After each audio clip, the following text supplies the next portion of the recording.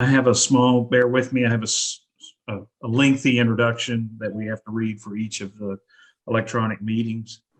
This special meeting of the Historic District Review Board is being held electronically as provided under Code of Virginia, Section 2.2-3708.2, subsection A.3, which permits public bodies to meet by electronic communication without a quorum physically assembled at one location, since on March the 12th, 2020, Governor Northam declared a state of emergency for the Commonwealth of Virginia arising from the novel coronavirus pandemic. The purpose of this meeting is for reviewing applications to obtain a certificate of appropriateness as follows. A, to enclose a deck at 6 Randolph Avenue. B, to construct an accessory structure and install a fence at 301 Madison Avenue. And also reviewing pre-applications as follows: to modify windows and doors on a commercial building at 303 Jefferson Avenue.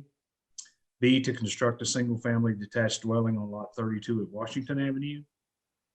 C, to Mr. install. Shackelford, I don't know if it matters, but it's actually lot 92, not lot 32. Okay, thank you. That's a mistake in our paperwork here.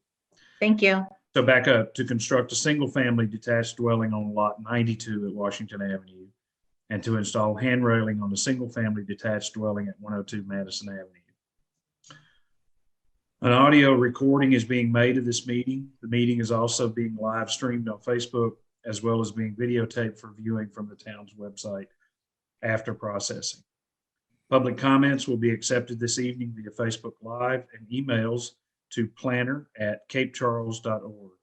Comments were also solicited to be emailed to the clerk, planner, and planning technician prior to the meeting.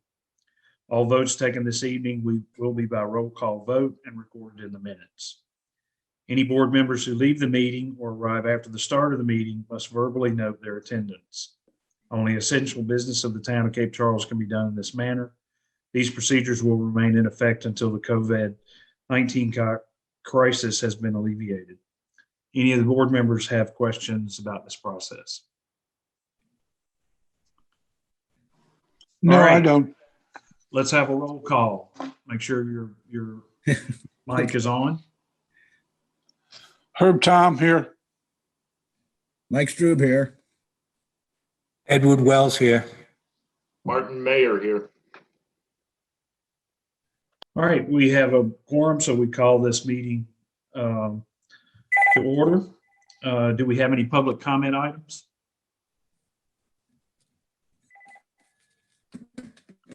Tracy? Oh, I do not. Okay, no public comments. We'll move right into the first two items, which are the There you go. applications for certificate of appropriateness. To start with, the first one is to enclose a deck on a single-family detached dwelling at 6 Randolph Avenue. Is the applicant with us? Say no that you're going to. No, the applicant is not here. Okay. We thought that maybe they would not be available. I did. Okay, comments from the board members? Or Tracy, I'm sorry, Allison, do you have any I did. updates or anything? I had some communication with the applicant prior to this meeting, and we went over the roof line for zoning issues, and everything is fine as far as zoning is concerned. Thank you. Comments from the members? Yeah, Mr. Chairman. Page 45, section 7 in the guidelines. Go ahead.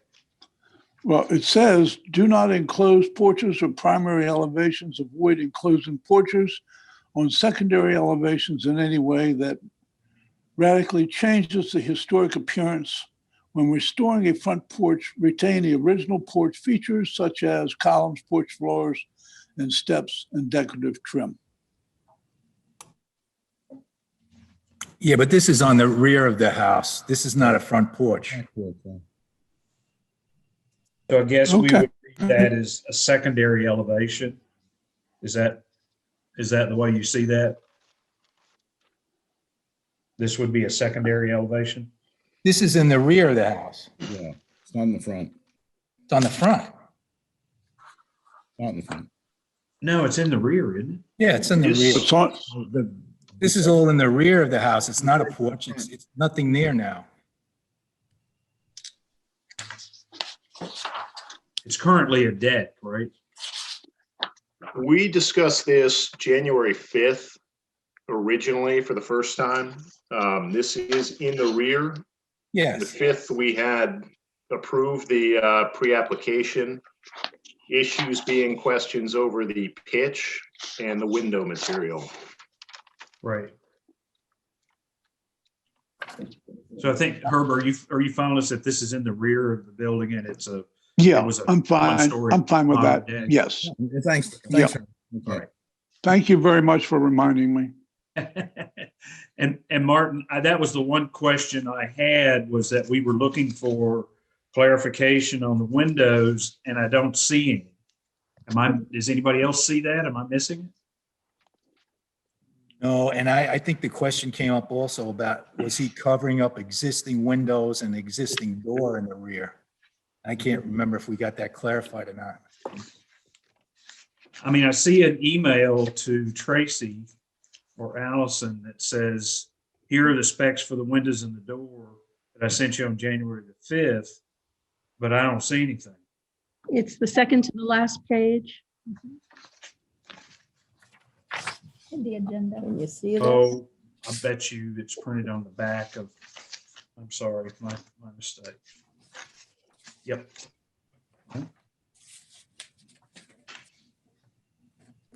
Yeah, there's some specs on the doors and the windows. It's a double hung tilt wash Anderson windows, 400 series. The door is a 6.0 slider, it appears. With a small transom.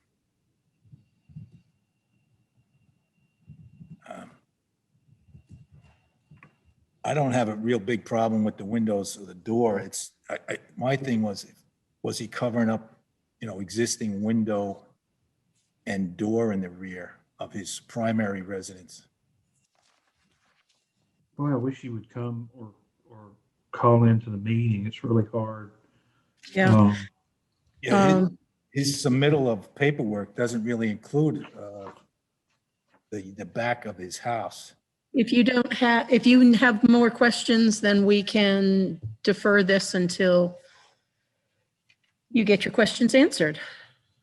Yeah, I just hate to keep doing it because that's where we were at last time. I think had we had the applicant on hand, we could have resolved it You all have, last time. you all actually approved this. Everything was approved on the January 5th meeting. It was January. It was because on the- January 19th, she thought there were zoning It was issues with the- the. Roof and the materials of the addition. So the roof line is fine. And so it ended up, everything else was reviewed and there was more information in the original packet than what you have tonight because those issues were already Yes. approved. So it was the windows and doors and the roof line, and that was it. Okay. So what do you think, Ed? Well, I obviously, we approved this at a previous meeting, and all we were inquiring about was the roof line and something with the windows, Windows and the doors. doors for the zoning. So I guess we'd have to make a motion to approve as it is. Okay, somebody want to make a motion? I make a motion that we approve it. I'll second. We have a second. Any discussion? Okay, no discussion. We'll have a roll call. We'll start with Herb. Herb, aye. Ed, Yes. Mike, Yes. and Martin. Yes. Okay, so the motion carries.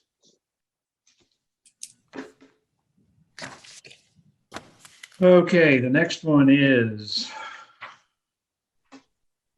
Application for a certificate of appropriateness to construct an accessory structure and install a fence at 301 Madison Avenue. Allison? Uh, Today I sent an email to the applicant because in looking at the application, there's been a lot of communication over many months, even before I started working here. And I think this all hinges on whether this structure is 2 stories or 1 story. In looking at the diagram that was submitted in this application, even though the applicant is stating that it's a 1 story, it's a little unclear to me, but what I see, I believe, is a floor for a 2nd story. And as well, it's coupled with that there's area, in talking to the building official, there's a stairway and area that can be used for the principal use, meaning a dwelling.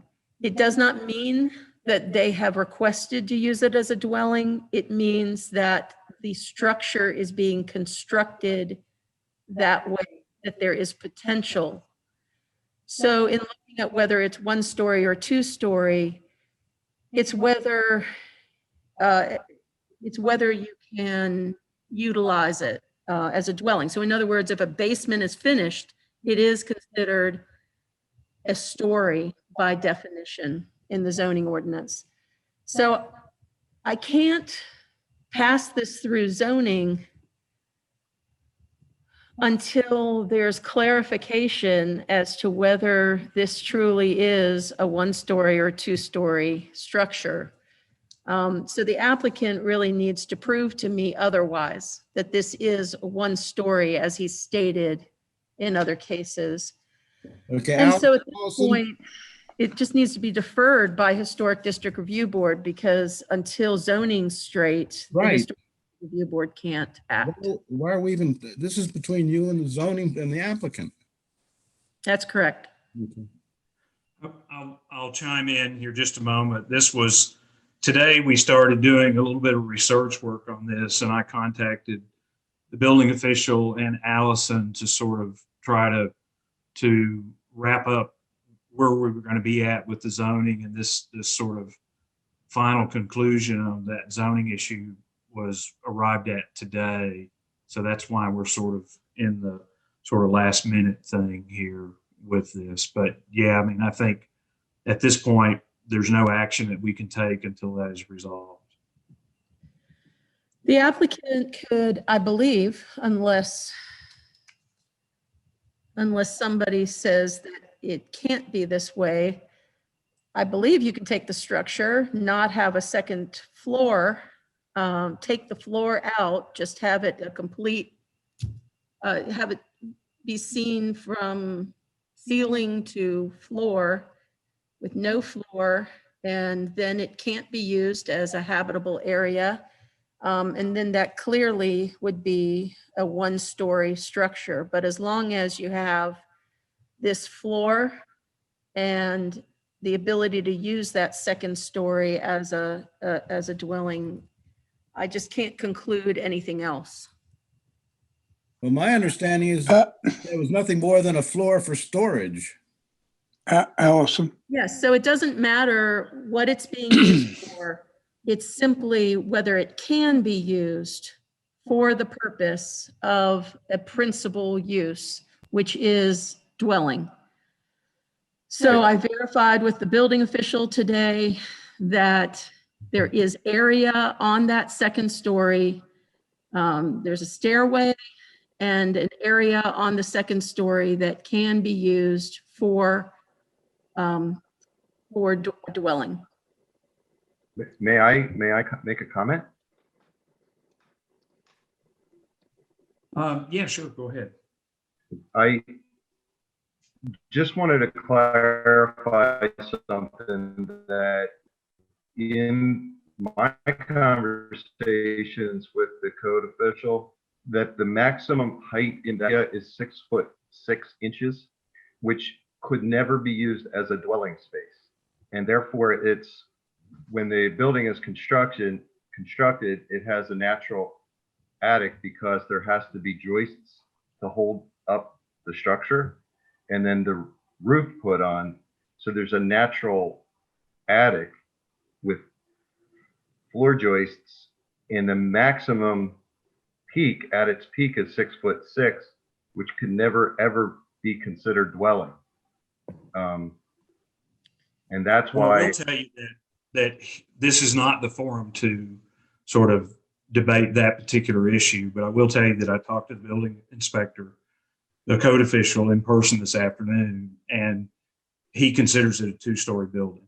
So that's where you're going to have to go through the zoning, that issue, before we can either act yes or no on it. So it's not really our, we're not the place to debate that. understood. I just thought if I clarified that, I did talk to the zoning official. In all due respect, he's the one who told me as long as it's less 6'6" or less, it's not considered a dwelling space and simply a storage space. Again, we can eliminate the floor. But think about it this way, Frank. You have a permanent stairway. You have huge dormers on each side of that. I mean, I'm not, in no disrespect, but when it walks like a duck and quacks like a duck, it's frequently a duck. I mean, it's not a, why do you need dormers if you're going to store it? But just store stuff up there. Okay. I like to say something. The reason that there's dormers is because architecturally it will look better than a giant roof on a slant. Second, the reason that the stairs are there is because we're going to use it as storage, and being in our 50s and years to come, I don't believe that we should be walking up attic steps Or a ladder. or any ladder. But again, I don't want to get drug into this. This is something you're going to have to take up with the building official. So we really can't take any action on it. Okay. Also, this has been since August, so I want to just put that on record. I initially submitted this in August. I'm not sure why just today. This is the first I've been told there's a zoning issue since August till February 2nd. Again, it's not our, we're not the people to sort of make that plea. That is the town. So All right. we can move on to the fence portion of this. Okay. Let me sort of switch gears here just a moment to that. I don't know, isn't that submitted as one application? I think couldn't we act on the fence and approve this with conditions that if we approved the fence, we could approve it with conditions that the shed or the structure was not approved. Okay, Oh, it's fine with me. It just seems, I'm just trying to keep it moving for them as best I can. okay, I understand. So did you, do you want to comment or add anything to the fence, Frank?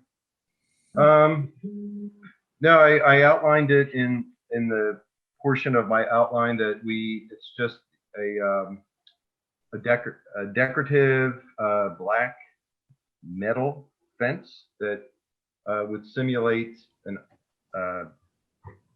area that will outline a patio, a garden patio, if you could imagine that, in the front of our property. So the fence will be set back off of our lot line to whatever the zoning requirement is. And it's just to frame out the garden area. And I had made reference to when we did our pre-application meeting that it was suggested that I review the guidelines, the historic guidelines, and in there showed some various types of fences. One was picket, one was wrought iron. And it also was there was a word avoid street front fences. So we had talked about that as a guideline. We looked at it, we decided that we feel it looks nicer if we have a decorative fence there. And we wanted to go ahead and put that in our application for approval. Okay, comments from the members? I think that this is Herb, Tracy. I think the fence is great. Okay, other comments? Artistically, it would really go with the church. Yeah, I don't have any problem with the fence.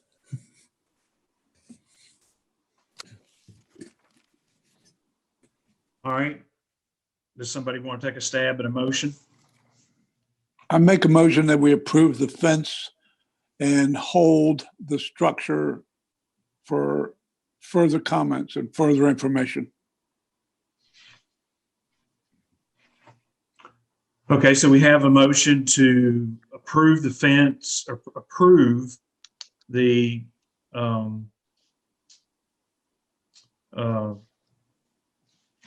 submission, approve the application for certificate of appropriateness with the exception of the structure.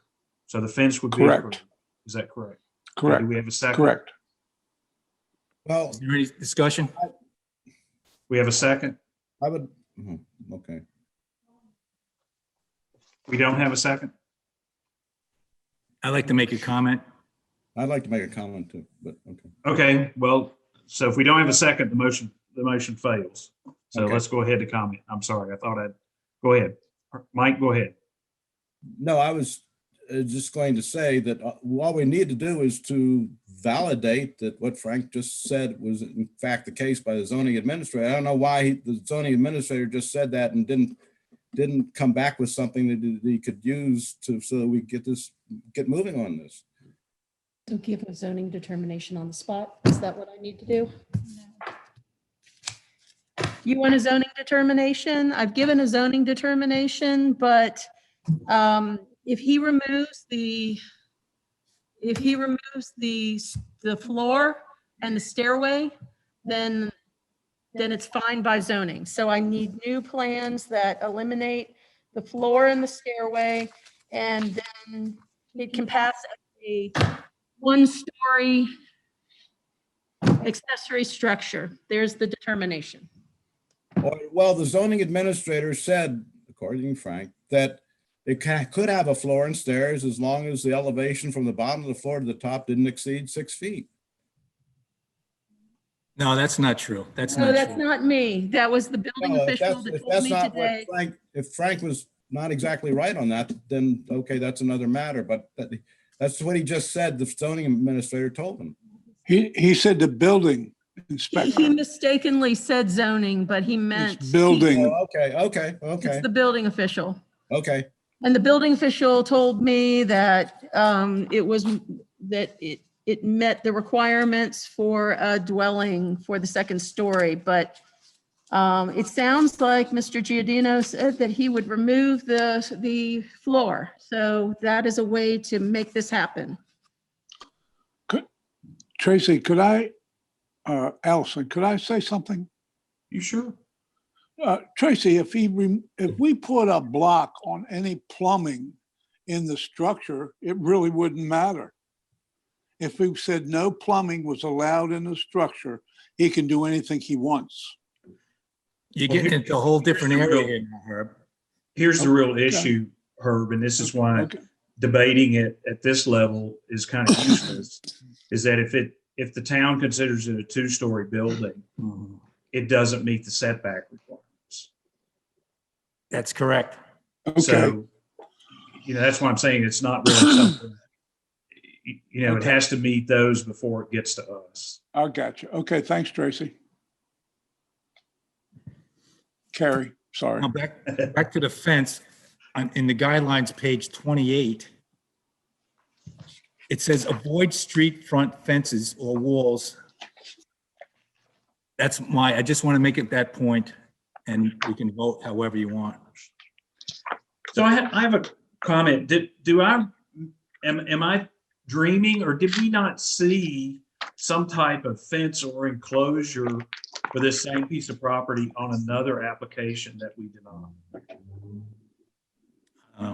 I don't remember. Carrie, are you saying on Art 301 Madison? Yeah. Okay. We had a pre-application meeting in October. It wasn't denied. You just said, go through the guide. I presented that we wanted to do it. You said, well, the guidelines saying avoid it, but we can put it on an application to be discussed at a formal meeting. I had put in my application that even though it says avoid, depending on the particular property, which ours looks like a church, it's more appropriate looking than maybe other homes that have front porches, which we don't have. So we're creating a garden patio area, and this fence will help outline that area for us. So we interpreted avoid it as a guideline issue, not, and we also noticed there's other homes throughout Cape Charles that do have either two street front fences, and we thought, depending on the particular structure, it can look very nice. And I think this will look really nice. Well, I think the guidelines are very wishy-washy on this issue, but I will say that if I was asked to interpret the guidelines, I would say that the guidelines would like to see wooden fences, and metal fences could be used in certain locations where appropriate. But I don't think we have any buildings in town with a metal fence that runs around the front of them. Well, Carrie, Yeah. Carrie, ahead, can I, we had a metal fence by the church on Tazewell, and it was taken down. But we had a historic wrought iron fence there, and Michael knows that. It was right in front of the parking lot area, the vacant lot there, and it looked Oh, yeah, great. I know where you're talking about. But it didn't run across. Well, it was removed. Right. Well, it went to the side of the building because, right, but it was facing Tazewell. It was wrought iron fence. There's also another piece of wrought iron fence on Tazewell up at probably the 200 block at an old structure next to the one that Tommy Rosen just built. There's a piece of wrought iron fence in front. That along crosses the front of sidewalk. the building, though? Yes, That's sir. where I'm going. Yeah. It crosses the front of the building? Yes, sir. Okay. It doesn't connect to the sides because I guess it's deteriorated, but it is in front of the building. Oh, I think I know where you're talking about now. That's Yeah, that's up popping from the in my post head. office. Yeah, Yeah. right near the post office, right? Yes. Yeah, you're right. You're right. Yeah. That's a Victorian. I did the Yes. windows in that house several years ago. So. Right, Well, Jerry. That is a very historic fence. Right. And Yeah. it's the same, Of course- Michael, that of course, we had that's at the a- church. That's a dramatically different fence from what this is, but Oh, yeah, but anyway. it's still in front of the building. And that's what we're Yeah. talking about. That's what I said. I think the guidelines are very wishy-washy on this. I just added my comments. So, Right. Other comments, questions? Well, I made the motion earlier and I wish somebody would second it. Well, let's see. Did I hear Alice? Am I on? Did You're I- on. did Go ahead, Allison- Mike. Did Allison say that the applicant was willing not to not put a floor in and Oh, come on. does that put us out of We're the? not supposed to be discussing. Yeah, the problem, Mike, is it doesn't make any difference whether it has a floor or not. It's this issue of zoning. And I think they're going to have to work that out with the building official and zoning. Okay. Well, I mean, I heard it from Allison, that's all. That doesn't make it Yeah. so. We will get new plans if that's what the applicant would like to do and bring it back to you. Okay. Okay. I'd like to hear more about the fence, Carrie. Hear more about the fence? Yeah, I mean, I made a motion that we do it. Oh, okay. Well, so that motion failed. If you want to make it again, that's okay. Yeah, I'd like to make a motion that we approve the metal fence in front of the building, which would, I don't think detracts because the building is an old church. Yeah. And I think it would add to the historic, even though it's not a wrought iron fence, it's still a black metal fence. And I don't think it would deteriorate at all from the overall architectural look of the building. So I'm gonna try to interpret your motion here, Herb. Correct me if I'm wrong. So Thank we have a you. motion. Thank you. We have a motion to approve the certificate of appropriateness with a condition that the building and the structure be deferred and the fence only is approved. Correct. Okay, do we have a second? I'll second. We have a second. Thank you, from Mike. Michael. All right. Any discussion? All right, we'll have a roll call. Herb, I'm in favor. Ed, The clerk was busy with some. I'm sorry. Allison, you're muted.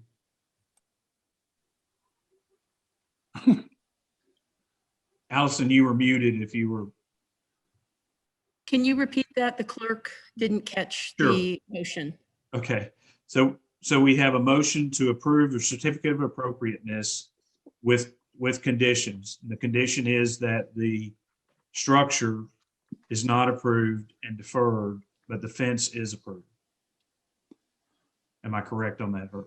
Yes, yes, Carrie. We have a second from Mike. We started a roll call with Herb. Aye. Ed? No. Okay, Mike, Yes. Martin? Yes. Okay, the motion carries. So the motion is approved with conditions, the condition being that the structure is deferred. All right, bear with me here just a minute till I get the paper moved to the next one. Okay, the next one is a pre-application for certificate of appropriateness to modify windows and doors on a commercial building at 303 Jefferson Avenue. Do we have the applicant with us?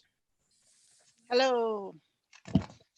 Yes. You're with us in spirit and in picture. Here I am, Suzanne Baker. It's my husband and I are the LLC, and the both properties are deeded to Patina Green LLC. So I've purchased a fictitious name with the state of Virginia for doing business as Susie's Old Fashioned Frozen Custard. I'm Susie. Okay.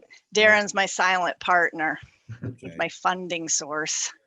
So anyway, I read through the guidelines from page cover to cover twice, 3 times in some places, and I did my best to try to lay it all out there so that you would be able to just run right down through all the various modifications. I assume you all have that with the pictures of what is right now, what I'm envisioning to be. We do.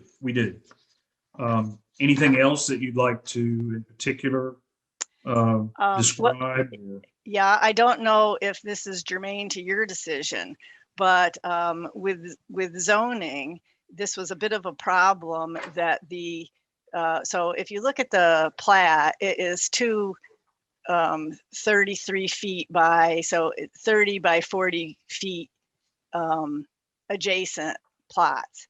So as of this week, and this took so long to do because our surveyors in Northampton and Accomack County are so busy that they, so business is good for the survey group. So we just got that done this week where I am consolidating the 2 lots. Tracy was kind enough to get that certified. Allison went ahead and approved it. And tomorrow I'm running up to the courthouse to get it filed.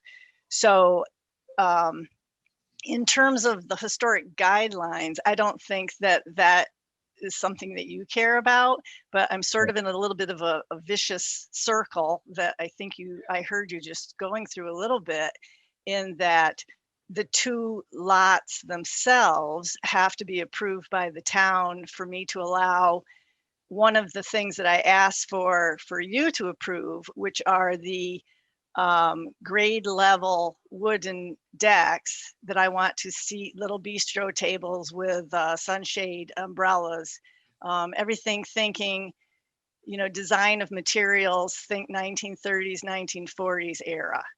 And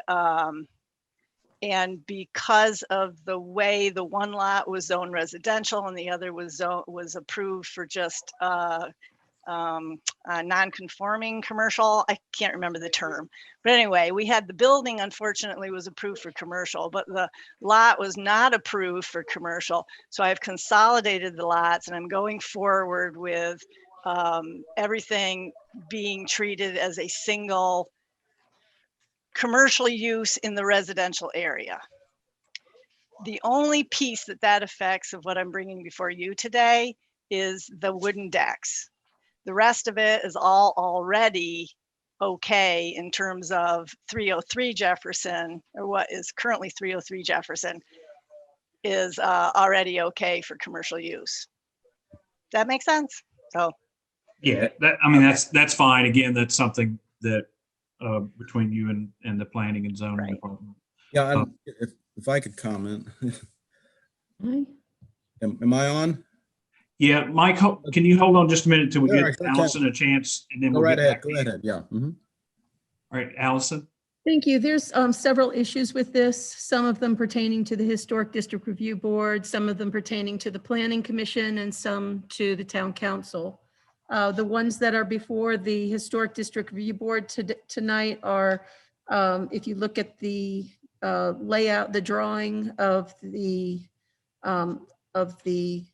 structure, there are some features on it that need to be reviewed, as the awnings, and there's trim and signs and doors, and so all of those are what are before the Historic District Review Board. The other issues pertain to this is a non-conforming use, and there will be a rezoning for expansion of the non-conforming use. And so that is where the lot consolidation came from, and all those things that were just talked about by the applicant.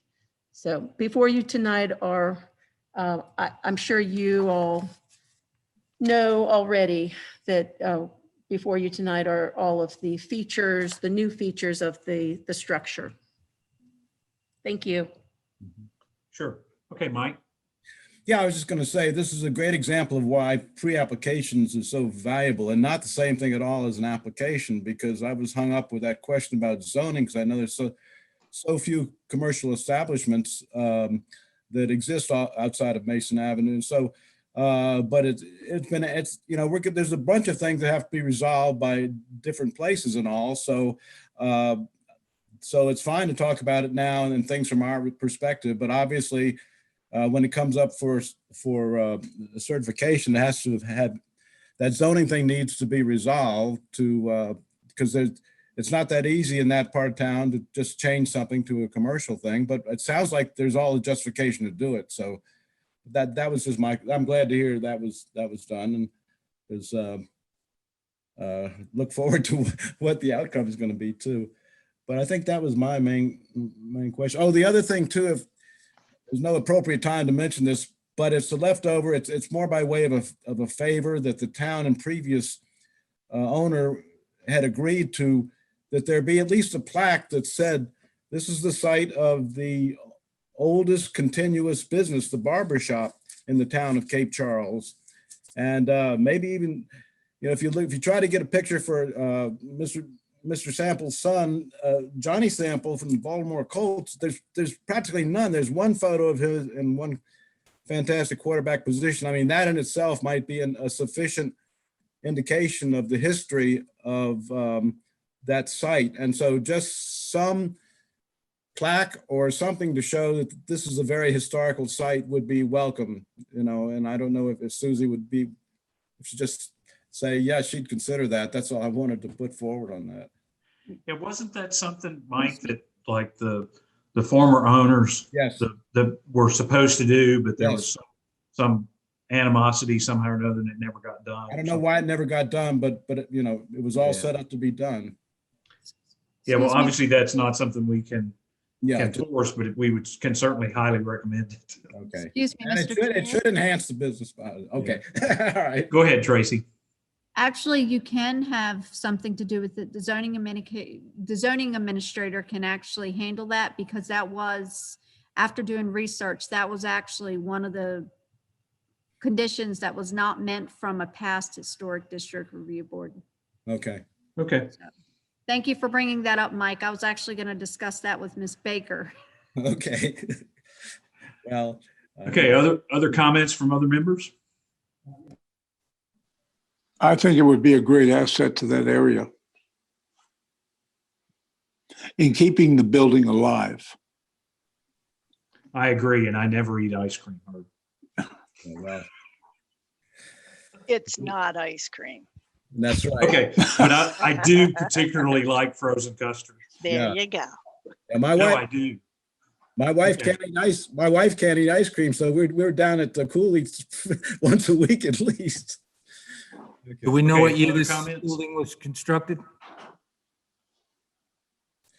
I saw a book about structures that had, and things. It seemed like it went back to 1905, but now Tom Goodwin just put out a memoir about a month ago or so, and he talked about the business starting up in the 30s. So somebody needs to just verify that it does go back as early in time as the first reference I had said.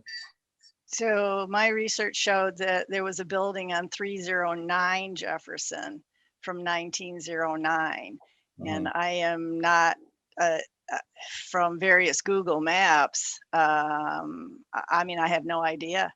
I don't know when or how, going through my deed, it is never explained about because of course the street numbering isn't No. anything to do with plats or the tax districting. So I don't know how that happened, but I will tell you the electric service is being billed under 309 Jefferson, and my records for 309 are that it was built in 1909. Okay. Now, it was completely renovated by the previous owner to almost be, I provided both those photographs.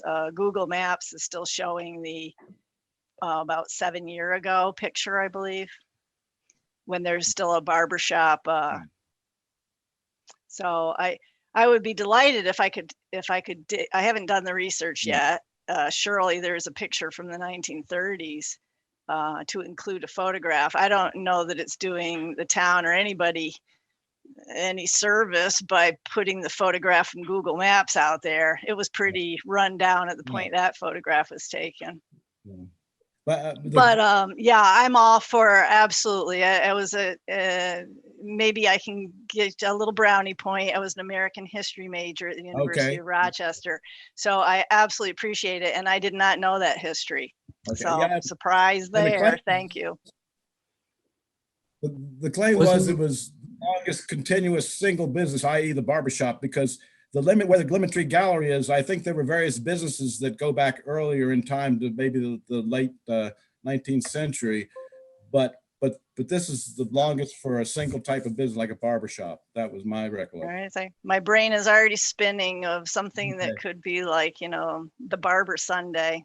Yeah. Something. Well, your design. Okay, well, let's see if we can get some comments to help you along here.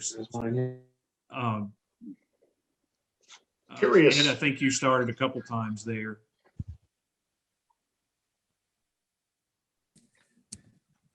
I was curious as to the address, was it originally on Strawberry Street, the address, and then it was changed to Jefferson?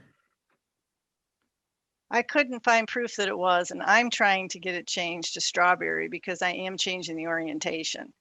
I talked to Jeb. He's the one that approves that. And he said that, you know, your front of your building, or what is perceived as the front of the building, is what gets the 911 address.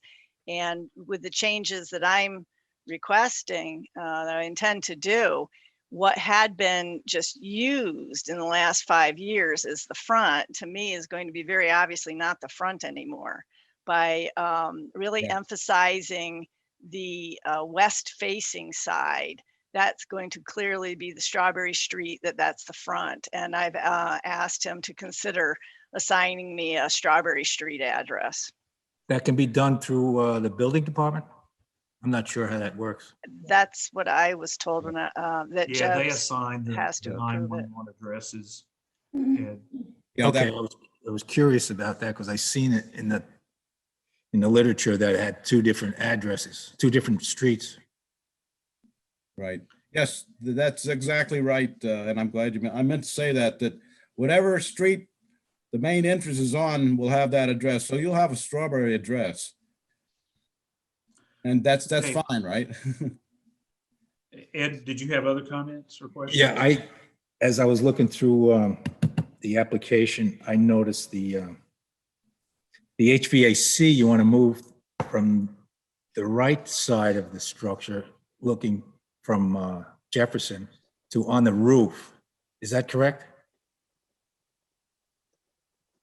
She's muted. You're muted, Suzanne. Sorry, mute. There you go. Yeah, sorry. So lips are moving, nothing coming out. So my original idea is to get that compressor up and out of the way. Another thought, but and we're talking different expenses, is to yank that all out and just do the mini split that would be hanging off the backside of the building.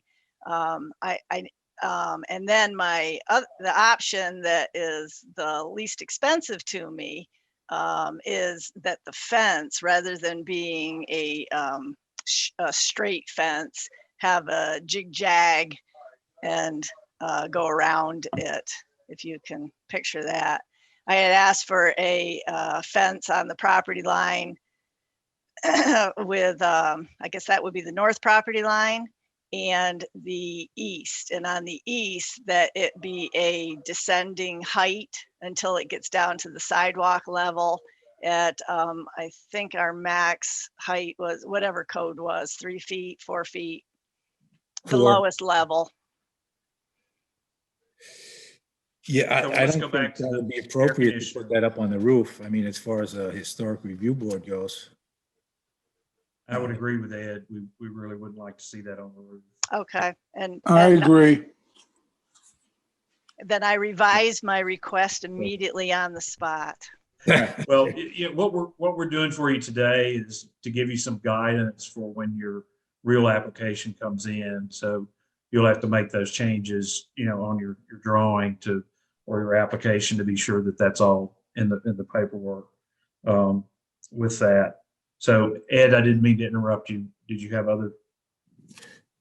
No, the property line where the fence is, that's only a couple of feet from the building itself. Is that why you can't put the compressor back there? Correct. Okay. So you don't have room on the rear to get it There's in? no room. No, the back wall of the building is like 8 inches off the property line. Okay. Gary, it's Yeah. Herb. Yeah, I have a question about the lamp post. Oh, Yeah. yeah. What are the looms on the 5 bulbs? Oh, gee, it was I wanna, Well, it says, I'd have to look it up again. It wasn't, I was they advertised themselves as no light pollution. That was what was featured right on the ad for the outdoor light. these are, the company that I wanted to get this from, they do sell it for commercial or for municipal street lighting, as well as the exact same light for residential backyard for people who want to look like that a old-fashioned street. So it met whatever their requirements were. It wasn't blinding. And in fact, that was one of the things that I like best about this idea. It's less intrusive than having strings of the all very common around Cape Charles fairy Cafe lights, I guess they're called. Yeah. Cafe lights. Yeah. Yeah. Yeah. Now, that was my question, is how bright it was that we would have light pollution in the area. I thought of that. I saw the guidelines. I'm like, yep, check mark. This one meets it. Other questions, Art? No, that's one question I had, but that doesn't really satisfy me, that because I don't have a spec on it, or we don't have a spec on it. But I'm sure you could provide that with your final submission, right, Suzanne? Noted. Yep. Okay. It does note that it's compliant with dark sky lighting standards. So I'm assuming it's low lumens. Allison, is there some guidance from zoning or planning about commercial lighting? In our guidelines, it's here too. Okay. Okay, Martin, did you have a question or a comment while we're waiting on? Yeah, I Allison? was just wondering what the material for the awnings would be. Canvas, Canvas. red and white striped canvas with the flat design per the guidelines instead of the curved or wraparound.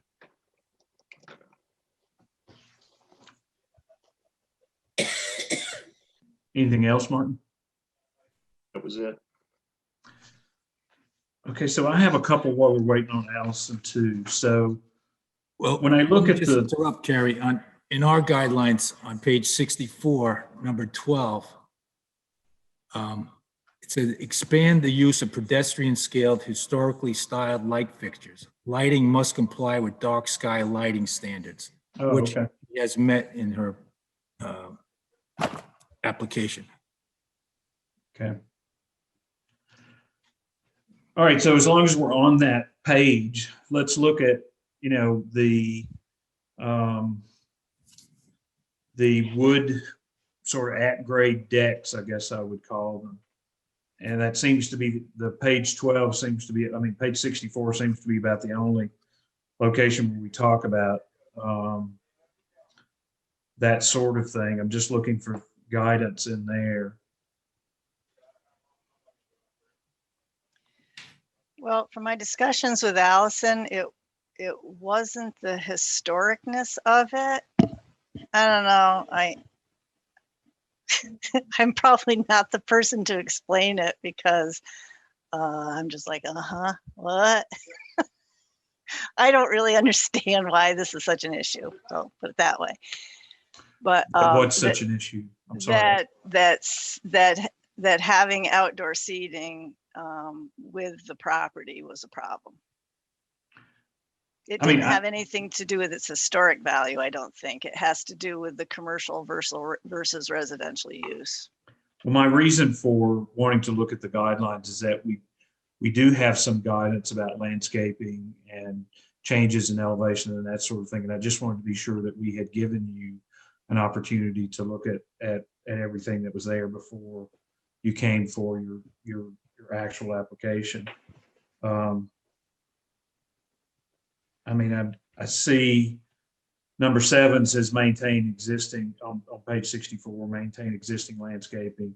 There mostly seems to be talking about plantings there. And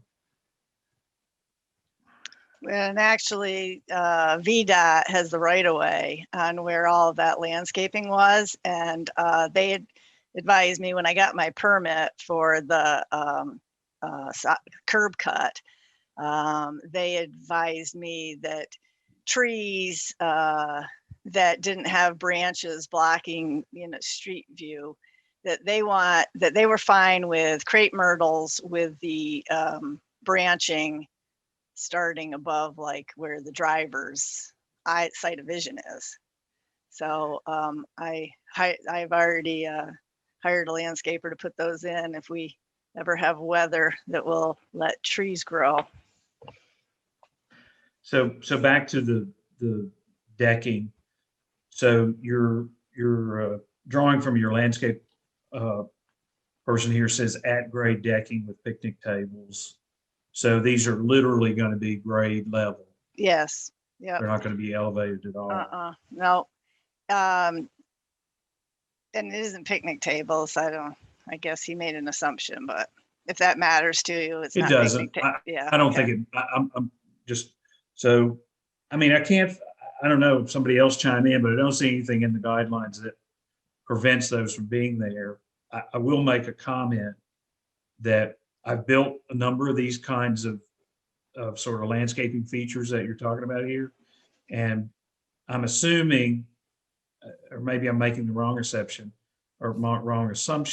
So is the area, if you looked at the plan, the sort of circle, the golf cart circle, the area between the golf cart circle and the at grade decking, what is that landscape material? Oh, so so this is the entire area is 30 by 40 feet, I believe. And we are for the golf cart path, the aprons, anywhere that the golf cart is going to drive, which includes up in that corner area up against the fence of the north and the east fence, a little area that our drawing had drawn in there, as I recall, 3 or 4 of the little park here, concrete, or we were going to do it out of wood blocks to sort of send that signal. You can pull your cart in here to park and then reverse out and go out. So by the time you have done the underlayment and the paving, I said, do the whole lot. So it's all going to be covered in the shells, which is why I needed some visual to segregate the spaces of this is where the pedestrians go. This is where you sit and enjoy your tasty treat and your hot cup of coffee. So that's why grade level. This is just a way of throwing down a carpet, so to speak, of this is your seating area right here. It just defines the seating area. And underneath it will be shells. So there's oyster nothing. shells. So on that, what would be, if we're facing the front of the building, looking to the right, all of that is shells. With this on top of it. Yes, So and then the here's grass where I'm is. going with that. Just as a caution, I've built these before with shell around them, and the shell erodes away with foot traffic, and you end up with a terrible tripping hazard where that deck begins. I see where you're going. Yep. So, I mean, that's nothing to do with us, but I'm just cautioning you. It can be, if you have 2 inches of shell, it's nothing for you to have a 2-inch tripping hazard right there when you step onto that. So you might want to talk to your landscape guy a little bit about, what alternatives he might have for making that better. Maybe sloping the deck a little bit right there so that there's not a hard sort of transition. But I hear you. Yep. Would you like the answer to the? Oh, yes. lighting? Thank you, Allison. Thank you. It has to be dark sky compliant lighting per zoning ordinance, and the maximum height is 20 feet. That's what I have for lighting. Thank you. Yeah. So I had thought that I saw something in the guidelines, and when I did my online shopping to try to find something that complied, that was the absolute perfect fit. I thought they stated right in their ads that both of those, and I think I selected the 11-foot.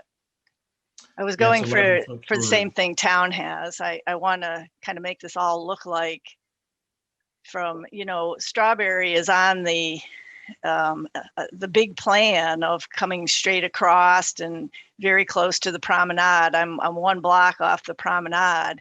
So I'm trying to sort of make that part of a natural journey.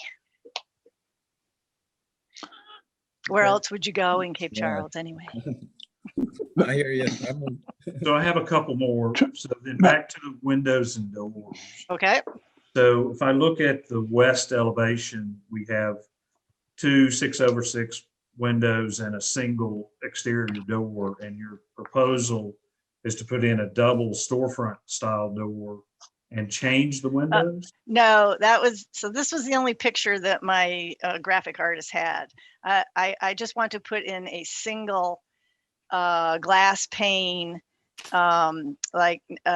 if you look at my inspiration piece, that website picture from England, their little 1930s ice cream parlor, it is also the same storefront door. I think that your guidelines spell right out.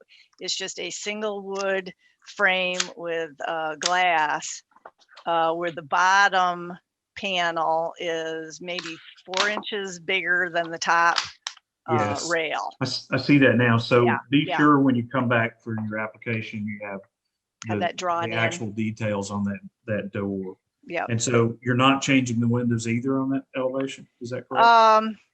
No, they had been changed from what the Yes. original was, and I was willing to change them back. But again, anything that I can keep costs down, I just as soon leave those two the way that they are. I mean, I don't think there'd be any objections to leaving them. And so then when you move around to the east elevation, there's where you want to put in your, for lack of a better word, drive-through window. That's what they are. Yep. So So they are the closest I could find to what still looks like a double hung window. Of course, it is impossible to get anything in wood. It's got the automated open and close from inside. So if your hands are full of hot coffee or cold custard, then you don't have to drop everything and open the window with your elbow. I included my source for where I intend to get them. And they were they return. So what I really liked about it, the traditional double hung that were already on the west side, that would add them to the east side. Right now, it is a smaller window. I'm like, you can't improve on history, but actually I think I can. It actually balances it out better than the original windows. And I can't keep that same size because it is too high. From a golf cart driver, we kind of did a couple of test runs of driving through the side of the building, and the windows are too high right now. They'd have to either be lowered or made larger, which essentially would lower the bottom edge. So I voted for made larger. What is the size? Do you know what the current size of the windows is? Oh, no. I would encourage you to be sure you have that so that my big issue with these windows is just how modern they're going to look. I mean, they are what they are, but they're going to be out of anodized. You didn't say, but I'm assuming the bronze color. Trying to go for white. I thought that they had an option for white. Also to put a abbreviated awning kind of hides your frame, at least the upper portion. You can't completely hide it. But So you are going to have an awning on that side yes, too? and yes, on both of them. Oh, it does say on all windows. Yep. Okay. So, the more information you could get on the window, the better. I mean, this is certainly a good drawing, but it doesn't tell us much about the finish, whether it's going to be white or aluminum or anodized, and the dimensions of the current windows, how much this is going to change them. And so are you changing the door on then what would be the south elevation also? Yes, To to the same look kind of door? same. Wood door, glass pane. But that would be emergency exit only for employees. Right beside where. Oh, okay. So your main entrance is going to be on the The west Um, side. west side. Yep. Okay. Not Dan. So you have walk-in service on the west side, you have drive-through on the east side. There's the only seating will be 2 park benches on the south side. And that's why I really needed the other seating on the east side. There's no longer any seating inside. There's a pickup counter, order and pickup counter to the west, and then the drive-through to the east, and all of the guts of the business is right in between, and it takes up a lot of space. So Okay, so the fence on the landscape plan, you mentioned something about the fence tapering. It yes, doesn't tell us, it tells us on the back, which would be the north elevation, that it's a 6-foot tall fence. right. But it And then doesn't tell us what it is from the, what would that be, northeast corner coming south. Oh, I meant to. Well, that's what I told the landscaper we were going to do. So it's a step down. It's step down until you get to the. I have to run out and measure what our picket fence is. Same thing that all over It town. says, on the plan, it says 3 foot Yeah, at the at the picnic table. sidewalk. By the time you get to the final panel, that's a 3 foot. I So think it's I not would, a sloping down. It's, yeah, I think I'd be sure you put that on all there. right. And I can't remember, anybody remember what our guidelines are about fencing heights on the sidewalls there, because it's going to be visible? doesn't Maximum it? 4 feet on the side, 6 in the rear, I believe. Right. Yeah. I think that's what I remember too, 6 feet. And so that transition couldn't come further than the front of the building, so that doesn't make any difference. So by the guidelines, you'd need to be 4 feet coming from that northeast corner. Okay. And we'd also like to, so the fence you have is a horizontal. Yes. I saw Horizontal that. flat. Yeah. So it'll be just like this, even at the 3-foot section? For which it'll be just like which? Well, you have a photo of a fence that looks like it's Yes. 6 feet tall. Yes. Only, yes. So it'll be the same design of the panels within a frame. In the, I think it was 4 feet sections. It was something divisible equally when we were first drawing it out. So across the back, so across the north property line, 6 feet the whole way to the northeast corner. Then the first panel headed south would be 4 feet. And then the next panel, I guess, would be 3.5 feet. And then the last panel will be 3 feet. Because I mean, it's just that trying to sounds give like- you don't want to pull your golf cart up and be staring at a wall. But we didn't want the dramatic drop down from 6 to 3. Just didn't Yeah. look all that good, I didn't think. Yeah, but the north side has to be a maximum 4 feet now, Correct. because you, Corner, but not the north No, the fence, whole- right? the The whole north can be fence, 6. because you're making that the side of your building now. You're facing Strawberry Oh, Street. you're right. If you call Strawberry Street your main street. Good catch. Yeah, All right. So does it solve everything to make it 4 feet all the way? Or is that that's Except, up still- to you. I mean, you Yeah. could have the rear 6 feet on the Nah. west side. Well, I don't want to do that because you're pulling your golf cart into it. And so you're just staring at my Right. lovely fence. Might be it's better just off with 4 feet. you can't come to the sidewalk area at 4 feet, can they, Ed? It still have to be reduced to 3 somewhere there, wouldn't it? Horizontal wood.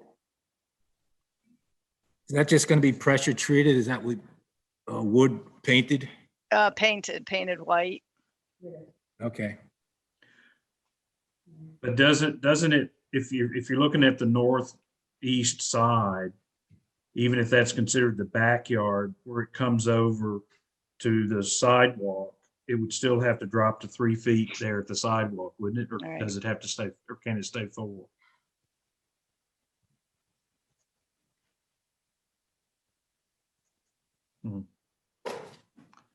I wanted to drop it to 3 anyway, because that is a little, that's the last little eating area. Okay, so that's all. So 3 feet is, so so that one will be 3 feet up to no more than 4 feet. And then coming down the north, going northwest, that'll also, I will change that to 4 feet.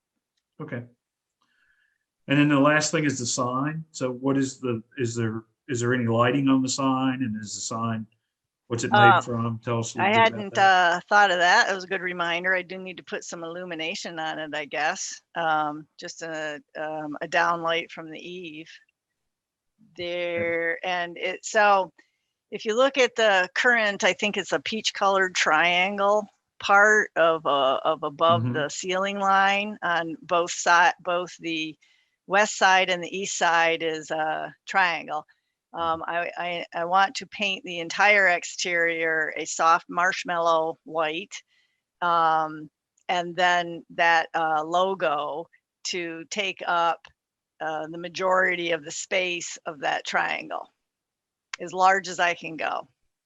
But is that going to be applied to, that's got to be applied to some sign material, I'm assuming? Well, I was hoping I could have it painted on, actually. Okay, Yeah. well, If I just can't see get the, painted, I'd go with decal. I'm not even sure that that's possible. well, you've got vertical siding there, Yeah. with ridges in it. I think it would be hard to put it, I mean, that's your choice, but if you're going to make it a sign board, and I'm assuming you're going to have some type of layout design on that, I think it would be good to bring that with the dimensions and what it's going to be mounted on and that sort Okay. of thing for the board to look at. I mean, I don't, off the top of my head, I don't know anything there that's an issue. And if you're going to add lighting, I think you should just put that in there. All right. No surprises. That's all I had. Any other members with comments or questions? Carrie, yeah. Bert. Is it possible that we could have a plat to show where all these things are going on a plat? There is oh, you mean in relationship to the lot lines? Yeah, exactly. A plat has just been approved today to consolidate the lots, so that her next step in the process after rezoning is approval of a site plan. And so all of these things will be shown on a plat.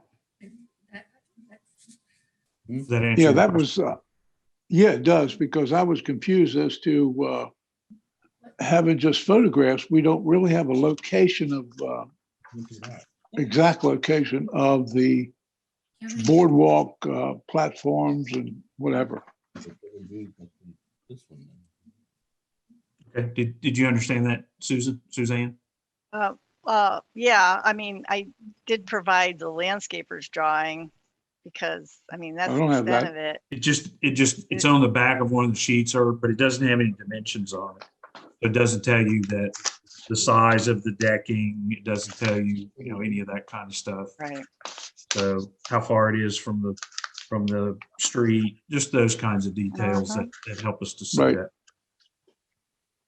Good point. Yeah, like the placing of the light post is what I'm concerned with. Well, on the landscaper's plan, Herb, they have the light post right in the middle of one of the deck. Well, it's not really in the middle, but it's mounted on one of the decking areas that's inside the turning circle for golf carts. Okay. Okay. Okay, other members, any other questions or comments? Just one thing, fairly minor, but there was a blue rubbish bin shown, and I just want, Susie knows that the town provides a blue rubbish bin right there at the corner of Strawberry and Jefferson. And it's going to be another bin, or I hope that you continue to avail yourself of that service that the town provides. Well, yeah, I wanted it. They took it away. Oh, no. Yeah. So I've asked to have it back. Okay. And then I was told, no, we're shifting to something much less attractive and historic. So I'm going to have my own maid just like it. Oh, dear. And I'll have 3 of them so that we don't have the problem of overflowing bins that Okay. my poor employee has to empty every 5 minutes. Oh, okay. Is the landscaping crew already working over there? Yes, they started today, pulling out the grass or pulling out that lot and leveling it down. I've had my VDOT permit since September, and that does expire. So that was all part of putting in the cut. But they aren't going to go any further with, the only thing that is in dispute that affects that lot actually is the fence and the decking and the lighting. So they're just taking out the old landscaping that was already approved by VDOT to come out, replace it, and Yes, put in the Baker and I have put in the had driveway cut. conversations about this. Anyone else? Martin, any other comments or questions? No, I think for me, especially for a pre-application, I appreciate the detail in this. And I think a lot of these questions will be clarified to some degree when we have some of these zoning issues rectified. I agree.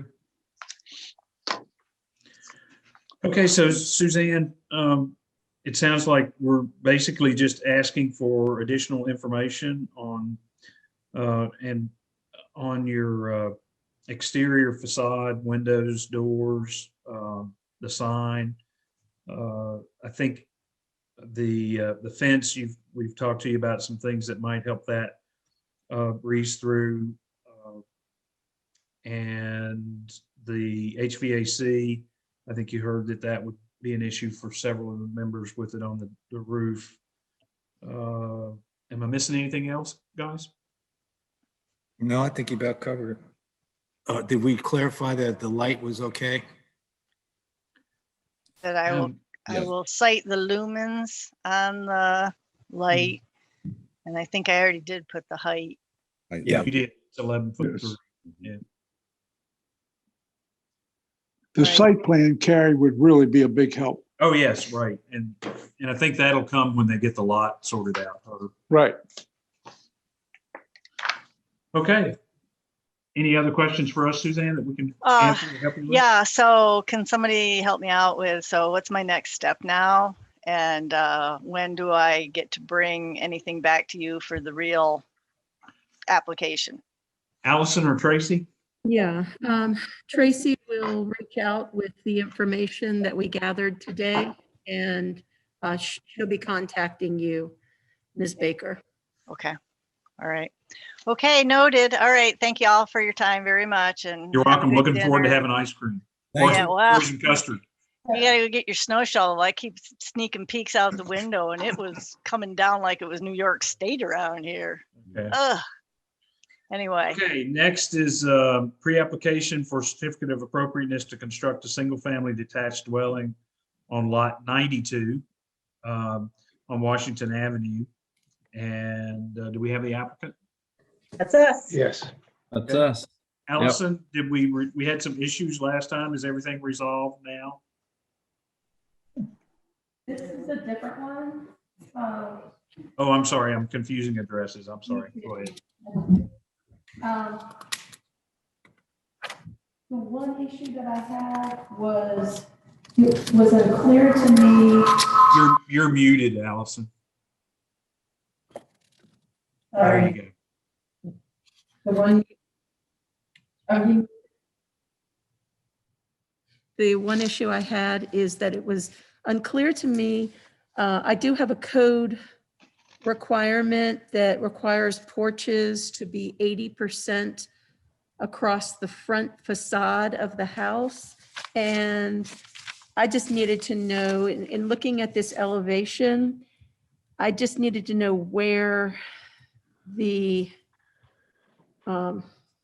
porch line, if you look at the top of the porch roof, it comes in and it's not 80%, but I didn't know where the edge of the porch roof met the facade on the, I don't know how to explain it, on the front elevation, there's the outer edge of the porch. Is that connected to the facade? I'm looking for the front elevation. Oh, here we go. So the overall width of the house is 27'6", and the porch itself is 24 feet. Yeah, that'll go back this way. You can't see it. Okay, thank you very much. That's it. Zoning's okay. Thank you very much. Okay, the applicants have any sort of particular areas you want to bring up or go over? We are totally new to this process, so we've got our builder Bill here. I think he has led us through everything we need at this point, so we're just here to find out from you all if there's anything else we haven't thought of. Okay. All right. Terry, I'm I have a question about the trees. Are they there or are they being discarded? The what? The tree, there's a 24-inch pecan tree and a tree in the back. So the tree in the back is remaining. The pecan tree in the front came down. We got a permit and it is currently at Kurt Lewin's and he's going to make something out of it for us. Okay. All right, other members? I'm sorry, go ahead. No. We worked with Bill about, trying to save the tree and we couldn't come up with a way to fit the house on the lot with the setbacks and still keep the tree alive after the house was built. So we wanted to save it, but we couldn't come to a solution. Replanting will be coming. Okay, that's all I had. Okay, other members? No, I'll just make a comment that everybody knows Village Builders has a history of building homes in Cape Charles, so they're very familiar with all of these guidelines, and we would expect that that would be reflected in what we have to review in the future. That's why we picked Village Builders, because we feel strongly that he knows what he's doing. I have a problem with the vinyl siding. We continue with the builders pushing the vinyl siding when it's obvious in the guidelines that vinyl siding is not a historic product. You're exactly right, Ed. I mean, we've been round and round this And this builder knows this.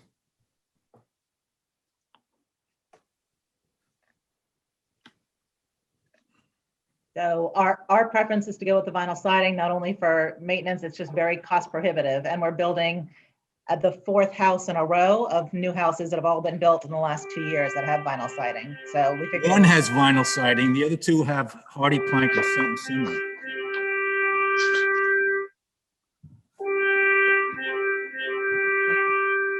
Okay, whoever's about to head out for the hunt there, let's squelch her.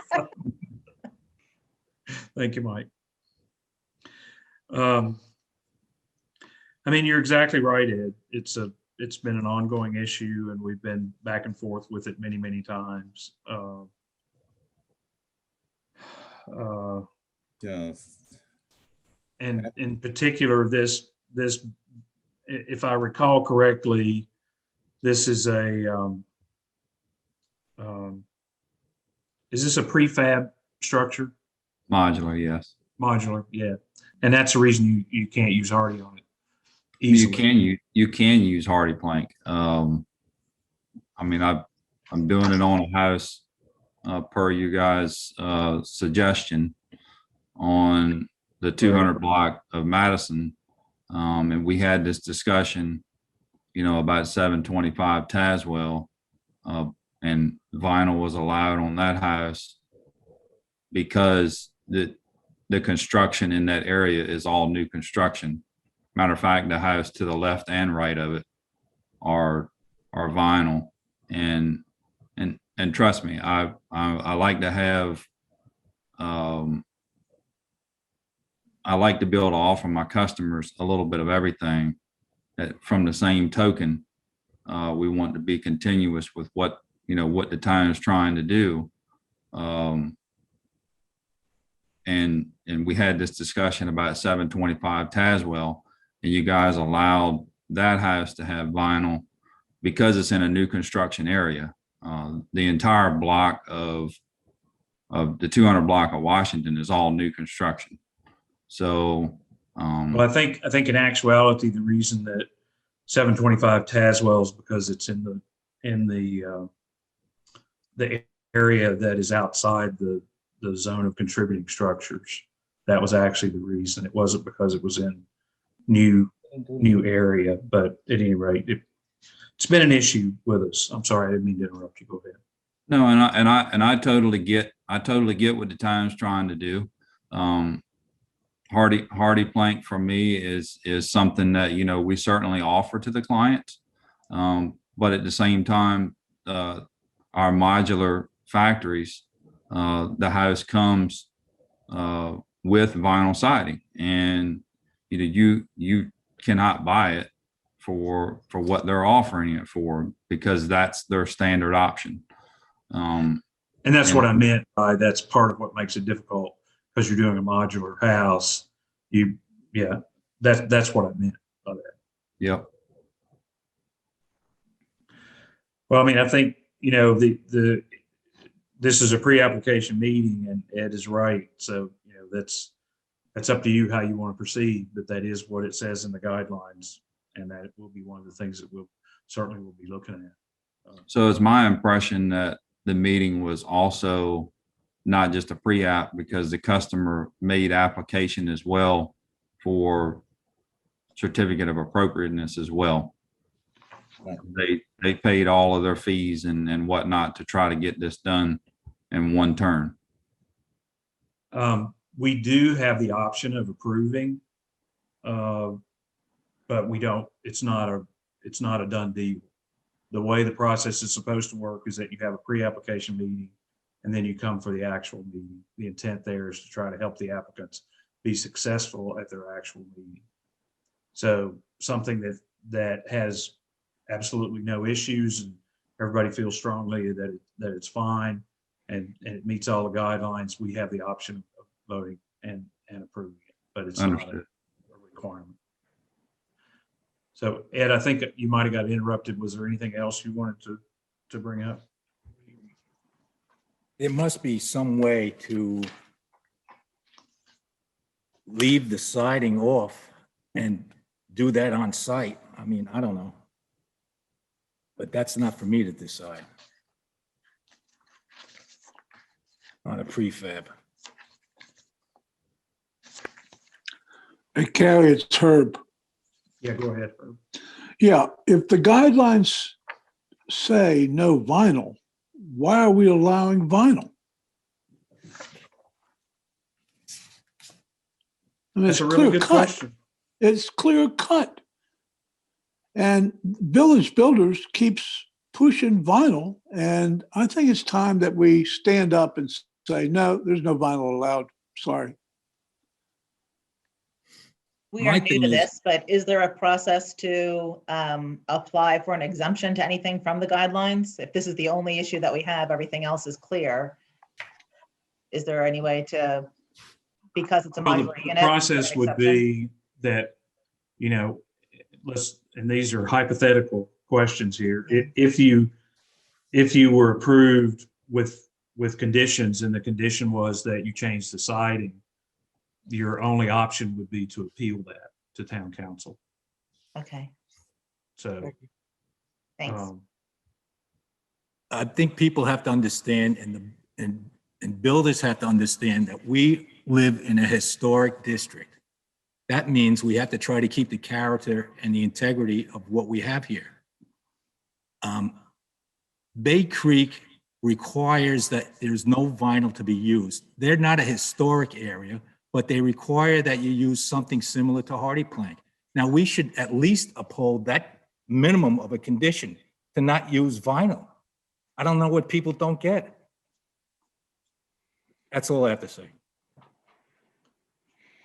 Okay, comments from other members?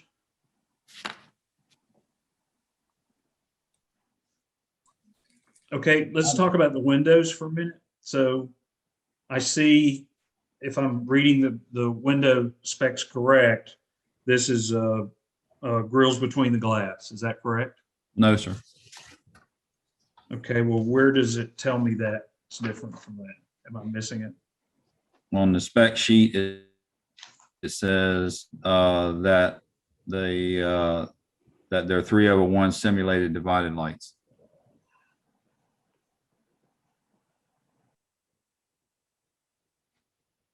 Okay, well, the spec sheet that you gave us here, it says at the bottom, the grill options are color coordinated grills between the glass.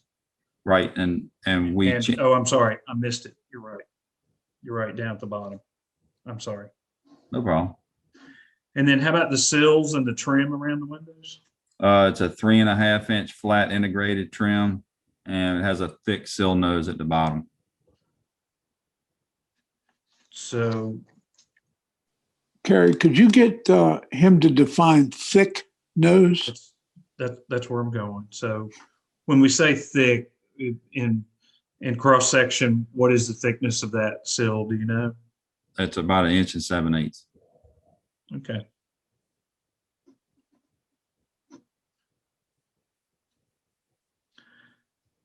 And when you say integrated trim, I don't do much with this kind of window, so that's a little foreign for me. What does that mean? Means it's built into the window. It's not something that it's not snapped on. It's integrated. It's built into, welded to the window itself. So you have a nailing fin that comes off of the window. Yes, And sir. from the edge of that nail fin to the edge of the sash is 3.5 inches. Yes, sir. Flat. Okay. May I ask a question? You certainly can. Is the vinyl siding wider than 5 inches? No, it's 5 inches exactly. Thank you.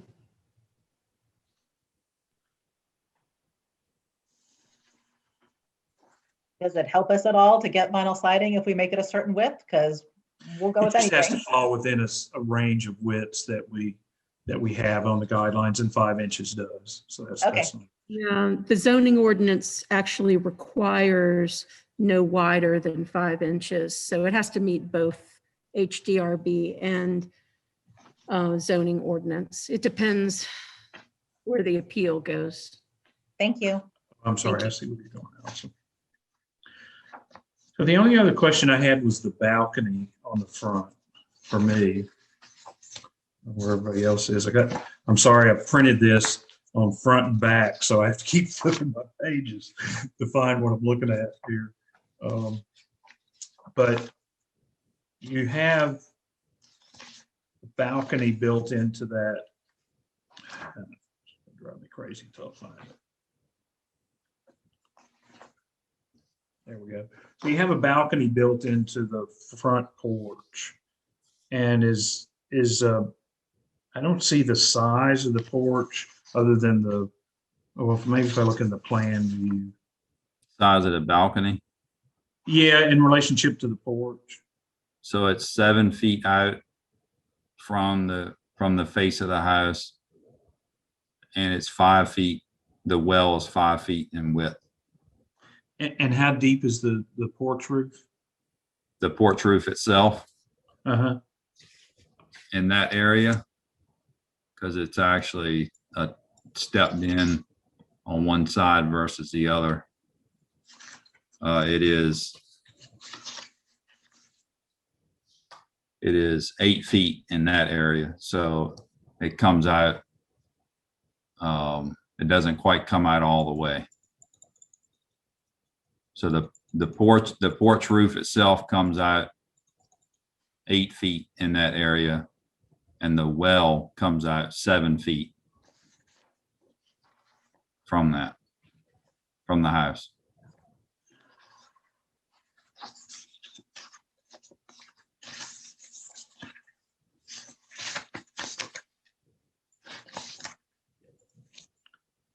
I mean, I don't know. I can't think of anything in the guidelines where that's an issue. I just was curious about that. And then in your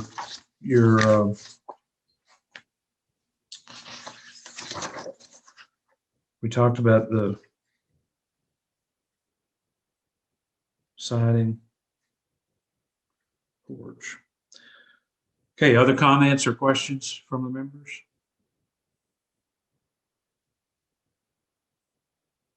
Herb?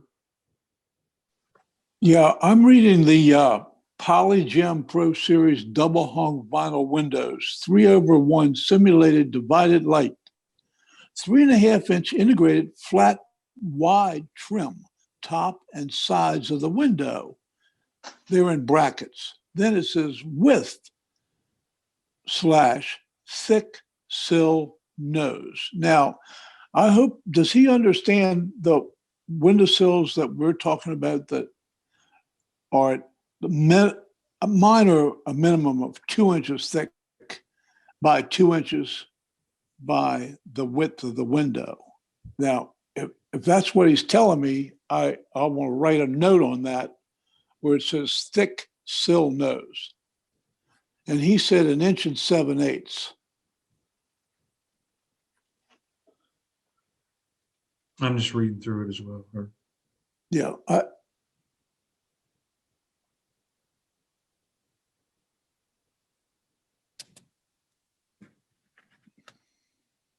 Is it true that the fascias will be just capped with aluminum?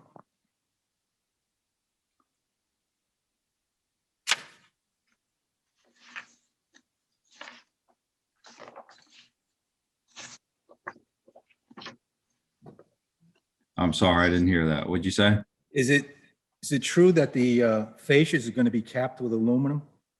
Yes. Wow. You can't put AZAC or something up there? Is there going to be No, it's a not. gutter covering that? What's that? Will there be a gutter on there? Yes.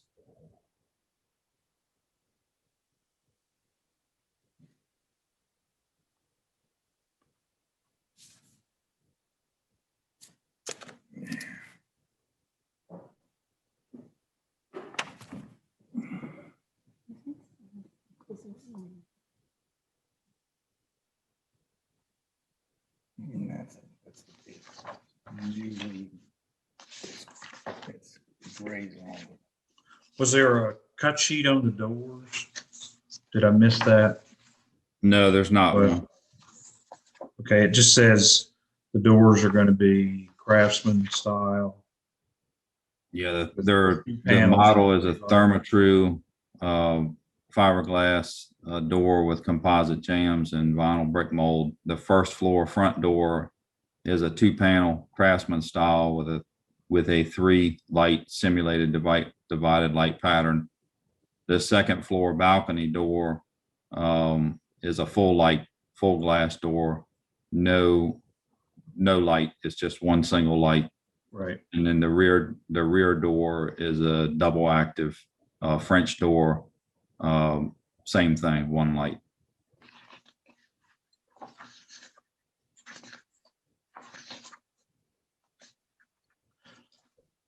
Other questions from the members?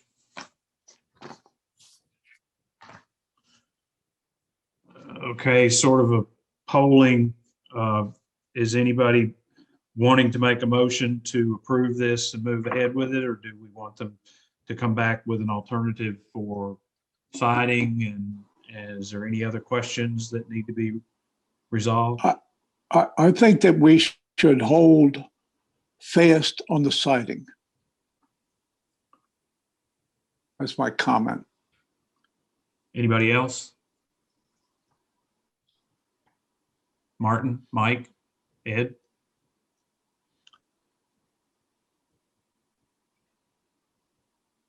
Well, Not here. I guess it's just me and you. I don't know. You know, I think I would tend to agree with Herb, looking specifically at, I think it's page 57 in the guidelines. It just doesn't seem like we are at a point today where we have a potential alternative. If there exists one or another plan, I mean, maybe someone disagrees and would like to elaborate. Well, let me ask a question. Is there anything else in the application besides the siding that anybody has an issue that we need to resolve other than making sure about the sills and things on the windows? I just want to make sure the sills are correct, like we've talked about over and over again, that the sills definitely cast a shadow. Is there anything else? I mean, So I I- guess this would be an option to ask the applicants. So it sounds like in the general fever would be that we would not approve an application tonight with the vinyl, or this afternoon. I'm sorry, I'm so wound up. We usually do these at night. So if you wanted to make that change at this meeting, we could do that, or you can come for your full application with further information. That's your choice.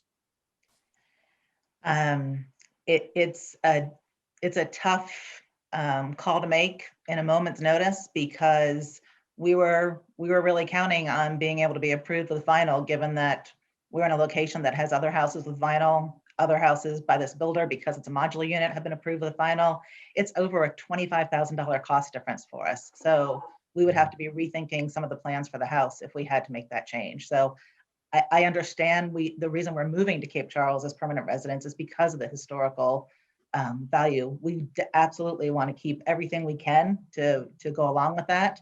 But I would just make a plea that it is so cost prohibitive to make the change to the modular unit and switch from vinyl to hardy plank that I would ask the board to consider one more house getting through. Yeah, but then when do we end? Just one more. Just After this more? one, right after this one. Right after this one. Yeah. You know, So I let think- me I think make the- a suggestion. Go Maybe ahead, the Ed. builder can leave the front of the home without the vinyl, and you can incorporate the hardy plank in the front. In my view, I would be satisfied with that. I can't speak for the other members. At least it satisfies the requirement to have a non-vinyl product, at least on the front of the house. It's just an option, maybe. And this is Herb. As conservative as you are, I would go along with that. I would go along with that, Ed. I think what we need to do is ask them to come back with their plans and how they want to do it at the actual meeting, rather than us trying to. Oh, I don't say we decide right here. Yeah, I think we've given them some alternatives to think about. And I think that's the best thing to do is to allow them to come back at the actual application with how they want to proceed. And then we can actually. In my mind, I don't think that would be cost prohibitive if you're just doing the front. You know, let's see, throw that option out there. Okay, so back to the applicants. Any other questions or comments that we could offer you to at this point? I don't think so. If you don't have any other concerns, then we would just try and get on the schedule for the next meeting, which I'm assuming is a month from now. Approximately, yeah. Okay. That would be up. But just bear in mind that the quick way to cruise through is to come with hardy plank. The other options, we're not sure at this point until we poll for a vote. So, all right. Okay. So if we find out we can, we'll talk to the builder and see if it's possible to do the combination of hardy on the front and vinyl on the back. If we come to you with that proposal and that is approved, then we move on. If that is not approved, then we would have to do the appeal, correct, to town council? Yes. After the next meeting. Okay, thank you. Carrie, one question for you. So, Sure.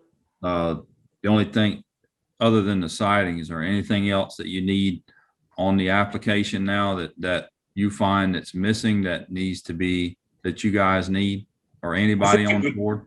I think it would make everybody feel better if we had some type of sketch showing actual dimensions of the sill and the, maybe a section through that window. I don't know if that's conceivable, but it's just hard to sort of picture how that all works together.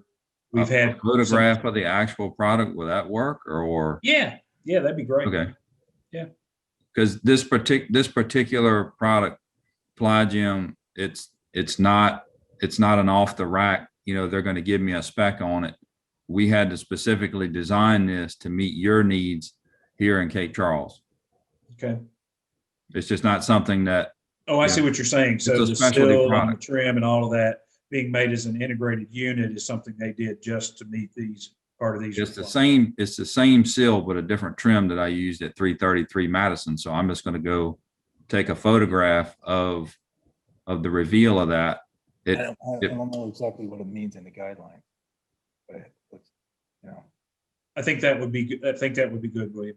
Ed, I'm sorry, I want to check on the aluminum capping on the fascia, what we have in the guidelines about that.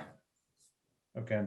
The other thing is the foundation's going to be all podged. Yes, sir. Okay. I just want to make sure that there's something else that you guys need for the regular meeting, that I have it now and we're not trying to fumble around and look for it at that point. Are you enclosing the area under the porch on the front with lattice or anything like that? We were planning on using AZAC horizontal boards, 6-inch horizontal boards with that 1-inch gap. I think it says that AZAC trim boards to grade is Yes, what sir. you mean by that. Yeah. Okay. Just on the front. Yeah. I mean, I think that answers any questions that I have. Everybody else good? Yep. Good. Okay. So next application. you. Unless there's other questions. All right. So next one is pre-application for certificate of appropriateness to install hand railing on a single-family detached dwelling at 102 Madison Avenue. Do we have the applicants? I'm here. Hi there.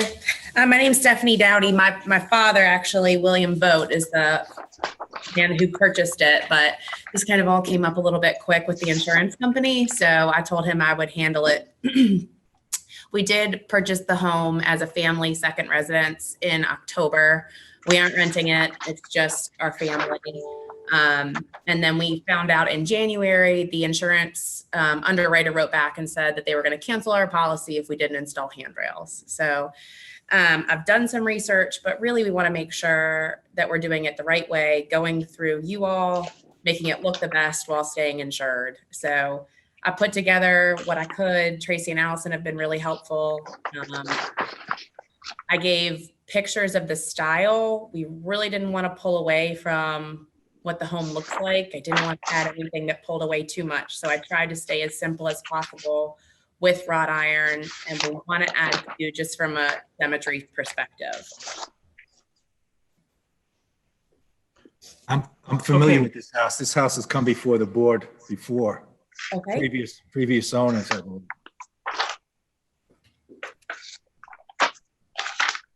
Okay, comments or questions from the board members? I really like the design of the handrail in wrought iron, not aluminum.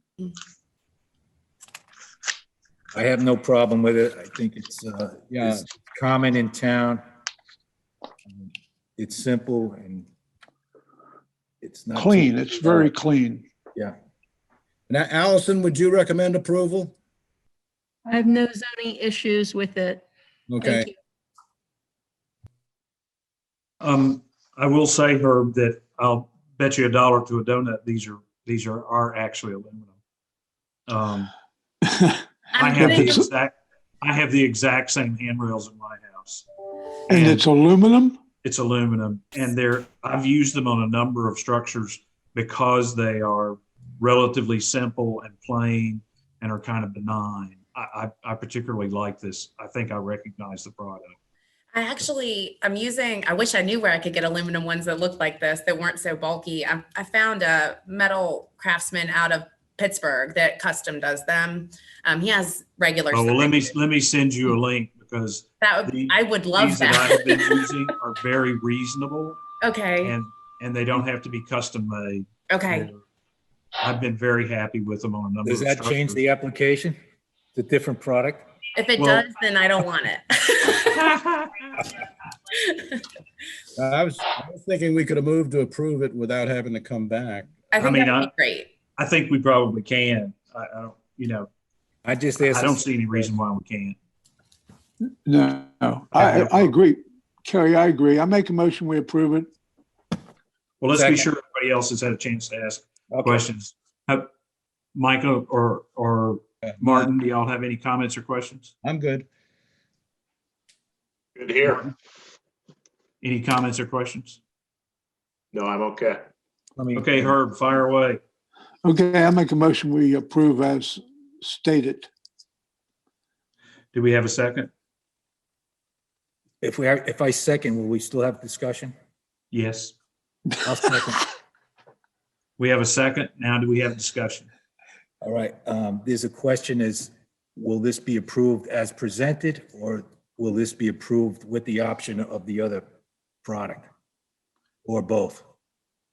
I would have no problem with either one because you would have to literally go and pick it up, which you can't once it's installed to tell the difference. But that's, Well, just for the record. No, I think either or, Ed, is Okay. what I meant. All right. Well, maybe you have to say it again. Okay, I'm sorry. I meant that I make a motion, we accept it either or, wrought iron or the aluminum that Kerry The has black mentioned in painted his statement. I'll second. Okay, so the motion is to approve with either wrought iron or black painted aluminum. We have a second. Any other discussion? Unless somebody's about to ride off on their horse. All right, no discussion, then we'll have a roll call. Herb, Aye. Ed, Yes. Mike, Yes. and Martin. Yes. All right, so the motion is approved. Thank And I you all think- so much. You're welcome. Good luck. Thank you. I think that concludes what we have on our agenda. Anything else that needs to be discussed?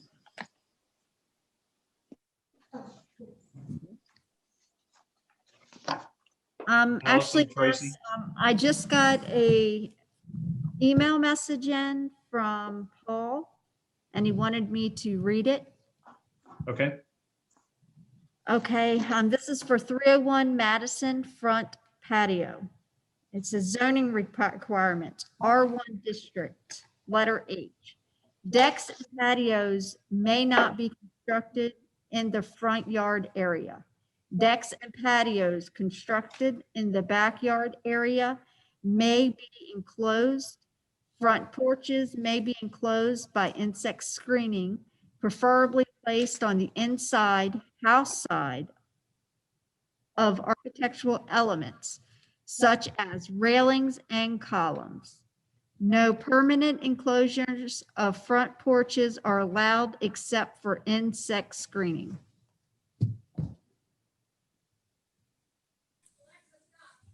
That's related to 301 Madison? Yeah, I think he's referring to the front metal fence that the applicant suggested he wanted to have a sitting patio type area. That's what I think he's trying to imply with that ordinance. would you read the first couple of sentences of that again, Tracy?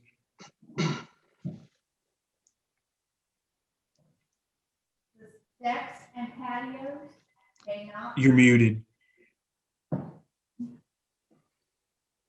Sorry.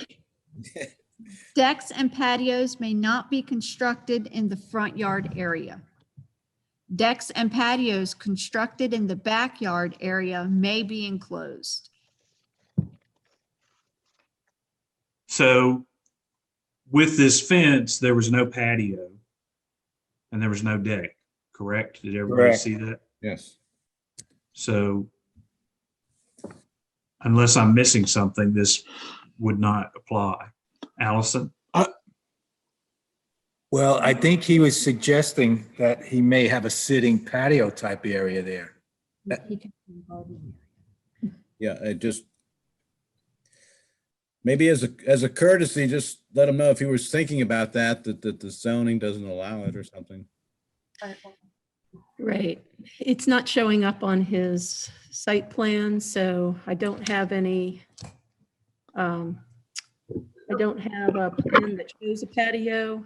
Maybe he was talking about well, they're back online now, but maybe he was talking about an area, a grassy area, but anyway, they're back to explain. You need Yeah, I think, Frank, before you start, I think what I remember from your application before or pre-application before was that you were actually putting up a wall or something and creating a patio before, but that's not what you're doing now.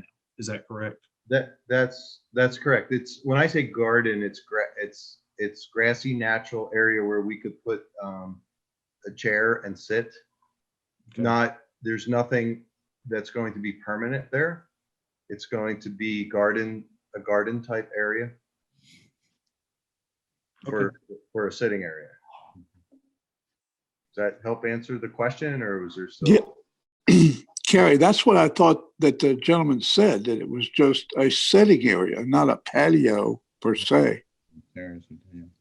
Okay. That's all. All right. Thank you, Frank. Okay. You're welcome. Okay, I have one little piece of business. So Tracy, are we going to continue with meeting every 2 weeks, or what's our plan here?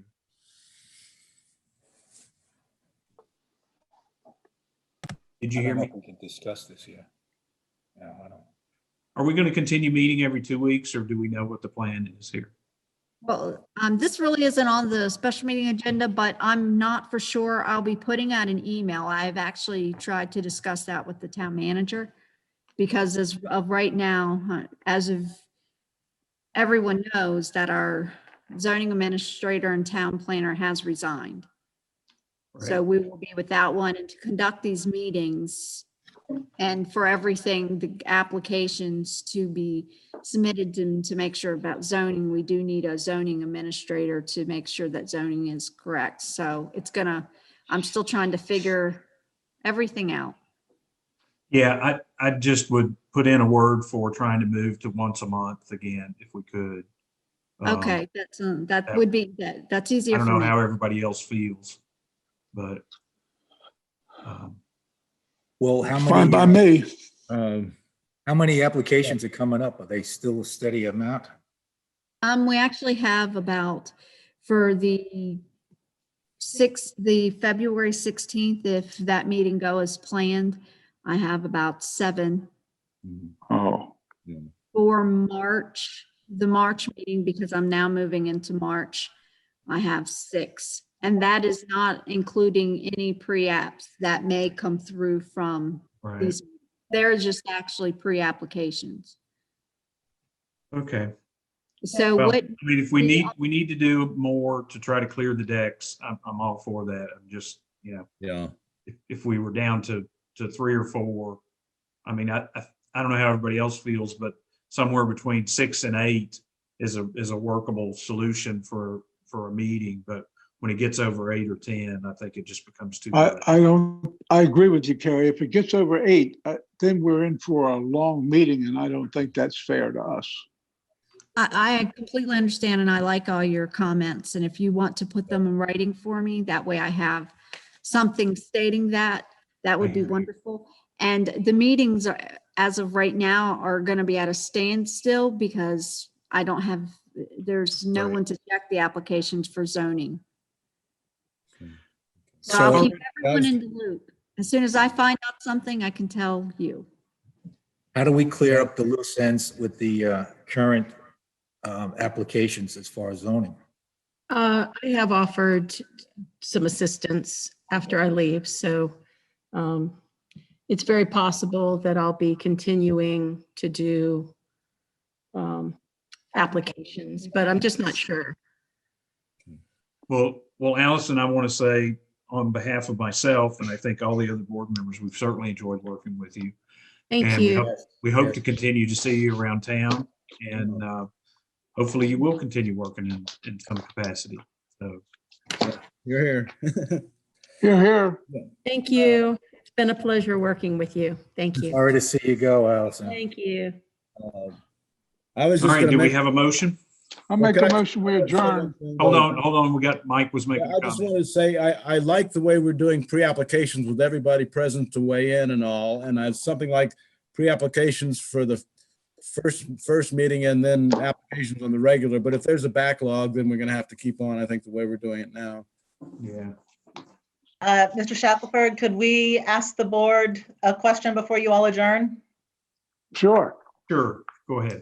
We talked after we logged off, and we've got 4 or 5 reasons now that we're thinking the hodgepodge combination of possibly party plank on the front and vinyl in the back isn't going to work. So we were wondering if you could officially deny our application so that we can start the appeals process.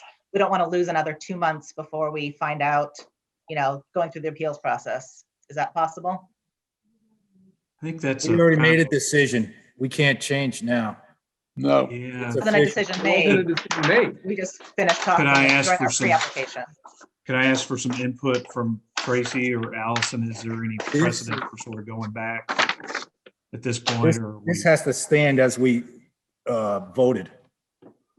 I think We didn't- that's we didn't correct. make- Ed. I We just didn't wanna make a get- vote on our house. It's up to the Historic District Review Board. It's completely up to you. Okay. No, I agree with that. It has to stand the way we talked about it. I mean, We I'm only kind talked of about our inclined- pre-application, so we're asking you to consider our application and to vote to not approve it at this time. But we still have other questions that you don't want to try to address. You just want to stop the process here? No. We made sure that there are no other questions except that you would deny the request for vinyl No, we siding. had questions about the The sill, windows. the windows, the vinyl, the aluminum fascia. We had other questions.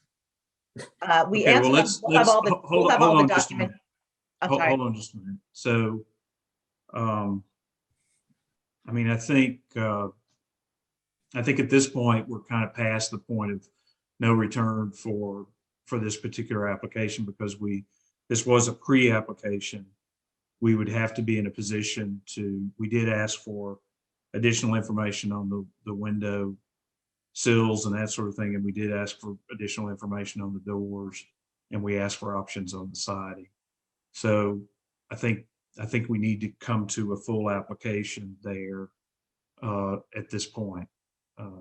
Do we have any members that feel strongly different about that? No, I agree with you 100%. It's Herb. Yeah, So even though we know that you're But going just give to, us just a second to sort of, Mike, did you have any? I just, I fully understand and appreciate the reason for what's being requested now, but in general, to prevent somebody from making an application by denying it at this early stage would not set a good precedent. That's just, I think why I feel. I kind of agree with you there, Mike. How about you, Martin? Any comments or? Yeah, I mean, I understand the applicant's point. For me, it comes down to, is there any denying a pre-application? A pre-application is a discussion for me with the possibility of extending approval. So I think here's, okay, I'm sorry, I can't remember the applicant's name. yeah, Jackie and Tom Heller. We'll give you just a minute, but I think you heard pretty much where the board is, but if you have we don't want to belabor this for a long period of time, but if you have something else to say, we'll certainly listen to it. Well, we're in a situation where we intend to become full-time residents of Cape Charles. And so we are hoping to be there by the fall. We did a lot of work to make sure that we had everything possible that you needed at this meeting so that we could do both the pre-application and application process. You saw from our documents, we answered all the questions. Bill had everything that we needed.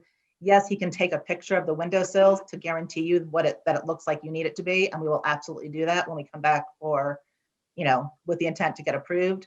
But really, there's no reason to meet again just to add that picture of the window if we are going to move forward requesting vinyl siding. So by having us delay another month before we can get your disapproval, before we go to the appeals process, before we then come back to you, not only is it going to push us to have some cost increase because building materials are going up and we're trying to avoid the cost increase of vinyl or party plank siding, but we're now pushing our timeline of being able to be the next house in Bill's timeline, and we may not be able to get in by next fall. So we would greatly appreciate if you would just say, no, we don't approve your vinyl siding, and let us find out if the appeals process will work or not, and then we'd be happy to come back to you and have everything that you need.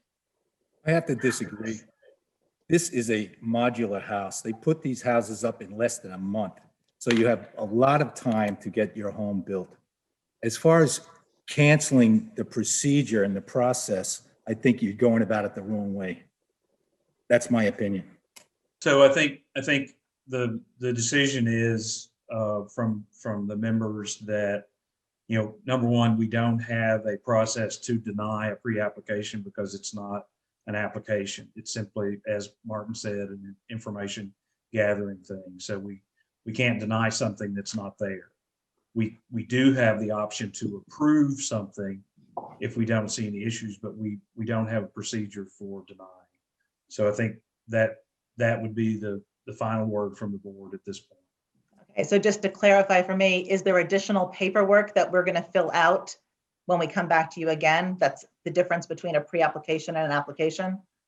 I think, Tracy, would you chime in? But I think there is an application as opposed to the pre-application. I think there is a difference in one piece of paper. They filled out the application. What you're going to want to need when you come back is everything that the board has asked for.